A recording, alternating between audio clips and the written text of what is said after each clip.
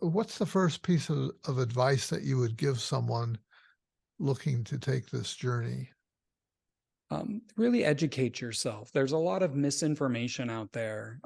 Like it's a magic bullet and it just magically fixes you, that you can go to Ecuador and lie down with 30 other people in a yurt and do mushrooms or ayahuasca and it's going to just fix everything. And it's not been my experience of how things work at all. There's a difference between, and I talk about it in the book, there's a recreational use of psychedelics, which is, at a music festival or out camping or, going on hanging out in the park with some friends. And then there's a more personal development level of use of psychedelics that I call expansive use. And that's where you really expand your mind open. You get a different perspective on your life. This is where powerful insights come from that can really help reshape how you relate to yourself and your experience of life. And then you can go deep into what I call medicine work. And medicine work is where you take that powerfully expanded mind and you bring it down into the dark corners of your own Uh-huh. self, of your own soul. I talk a bit about Jungian shadow work and the idea of shadows of parts of the self that are too dangerous to be exposed to the outside world, so they get Right. shadowed. So a lot of people do that with their sexuality. Sometimes people do that with anger, or just it's just normal aspects of being a human that get shadowed. And so it's a way to go in and pull things out of the shadow and reintegrate them into the whole. And that's what it is to become authentic and whole. And so I guess the one thing I'd want somebody to know to get started is there's a lot to know about it, and there's a lot of misinformation out there about it. Just people that don't really know spouting off as experts, people who've never done it spouting off as experts, just saying what sounds good. And that's why I wrote this book. I wanted somebody to have a clear understanding of what healing with psychedelics, especially deep treatment resistant trauma, really is, what it really looks like, what it really takes, so they can check in with themselves if this is a path they want to explore or not. Yeah, there's a whole big commercial movement now. You mentioned going off to South America or someplace and Yeah. being in a yurt with 30 other people, and there's a lot of that happening. Yeah. And And not always but for good. yeah, yeah.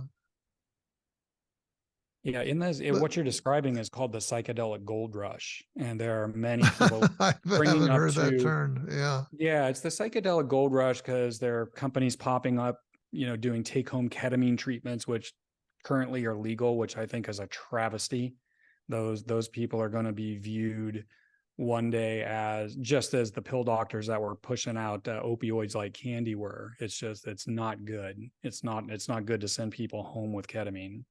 It's a powerful medicine and real deep work can be done with it, but it's also psychologically addictive over time. Not physically addictive like heroin, but psychologically addictive. It becomes a place you can retreat into.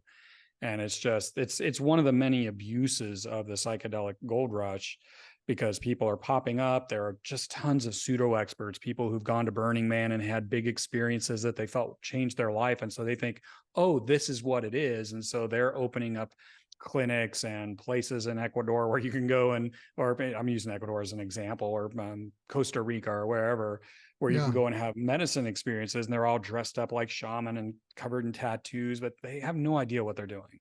There yeah. are people out there that know what they're doing, but they are rapidly being outnumbered by the profiteers and the people that just had their Burning Man experience and mistakenly think that that's all there is.